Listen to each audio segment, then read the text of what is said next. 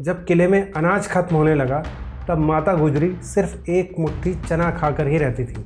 माता गुजरी को दोनों साहिबजादों के साथ इस्लाम कबूल करने को कहा। अगर शरीर का कोई अंग दीवार बनाते हुए बीच में आ जाता तो ईंट नहीं तोड़ी जाती थी, शरीर का अंग काट दिया जाता था। नमस्कार दोस्तों, पंडित जी की कहानियों में आपका स्वागत है। आज मैं जो कहानी आपको सुनाने वाला हूँ वो ऐतिहासिक कहानी है माँ गुजरी की, जिन्होंने अपने दो छोटे पोतों को देश और धर्म पर बलिदान होते हुए देखा। भले ही आज किताबों में इनके बारे में ज़्यादा जिक्र ना हो, मगर भारतीय इतिहास में शायद ये अकेली ऐसी महिला होंगी जिनके पति, बेटे और पोतों को देश और धर्म पर बलिदान होने का गौरव प्राप्त है। आज की कहानी है माता गुजरी और दो छोटे साहिबजादे। बात है 24 नवंबर 1675 की, जब औरंगजेब के आदेश पर दिल्ली में गुरु तेग बहादुर जी का सर धड़ से इसलिए अलग कर दिया गया कि उन्होंने इस्लाम कबूल नहीं किया।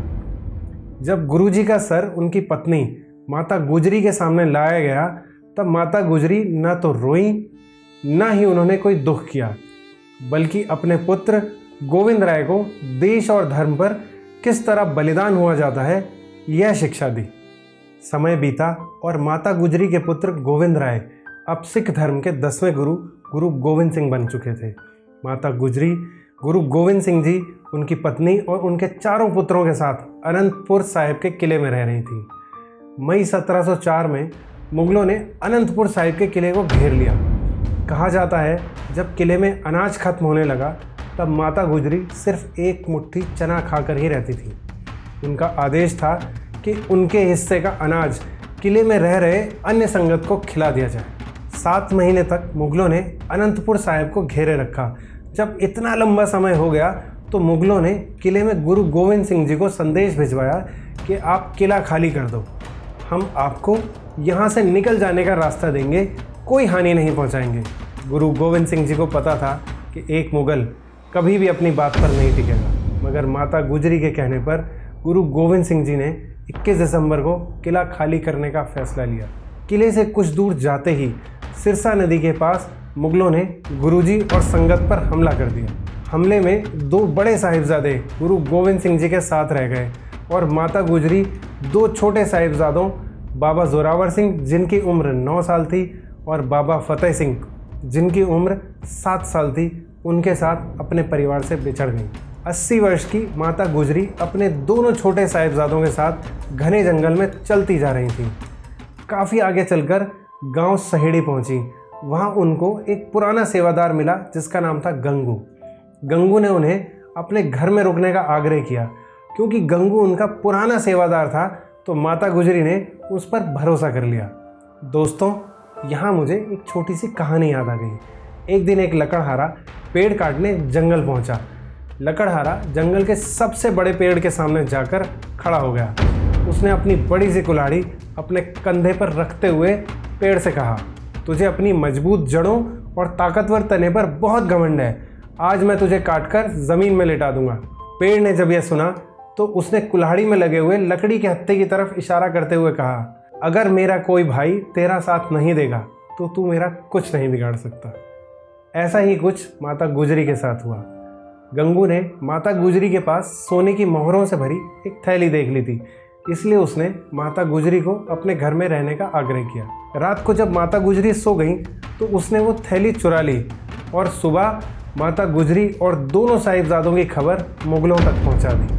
मुगल सैनिकों ने माता गुजरी और दोनों साहिबजादों को सरहिंद के नवाब के सामने पेश किया, जहां सरहिंद के नवाब ने माता गुजरी को दोनों साहिबजादों के साथ इस्लाम कबूल करने को कहा, मगर माता गुजरी ने इस्लाम कबूल करने से साफ मना करते हुए कह दिया, तुम चाहे कुछ भी कर लो, हम इस्लाम कबूल नहीं करेंगे। यह सुनकर नवाब गुस्से में आ गया और उसने माता गुजरी और साहिबजादों को ठंडे बुर्ज में कैद करने का आदेश दे दिया।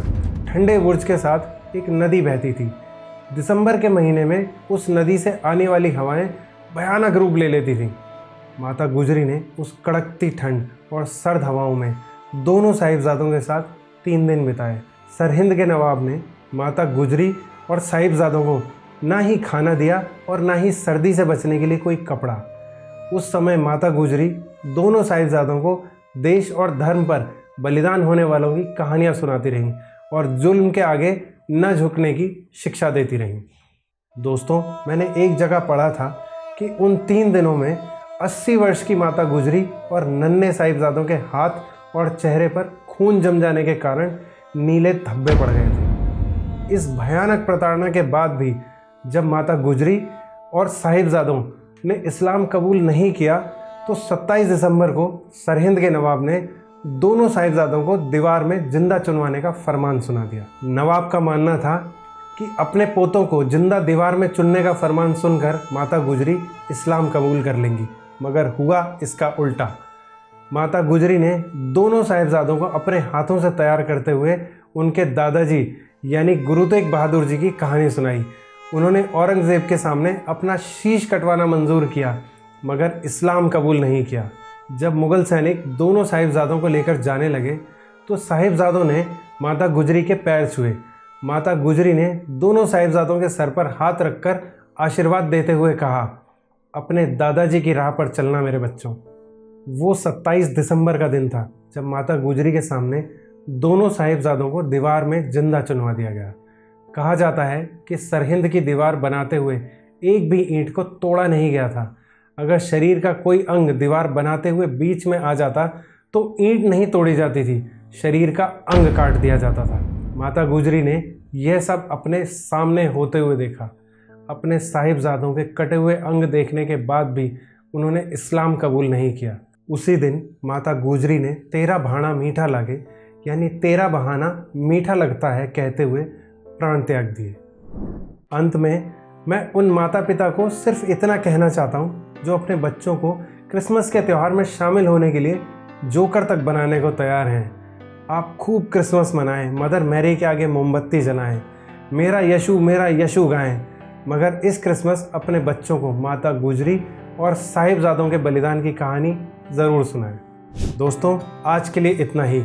अगर आपको हमारी मेहनत और कंटेंट पसंद आ रहा है तो आप लाइक और सब्सक्राइब ज़रूर करें।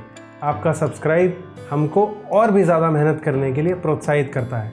जल्दी मिलते हैं एक नई कहानी के साथ। तब तक के लिए स्वस्थ रहिए, मस्त रहिए।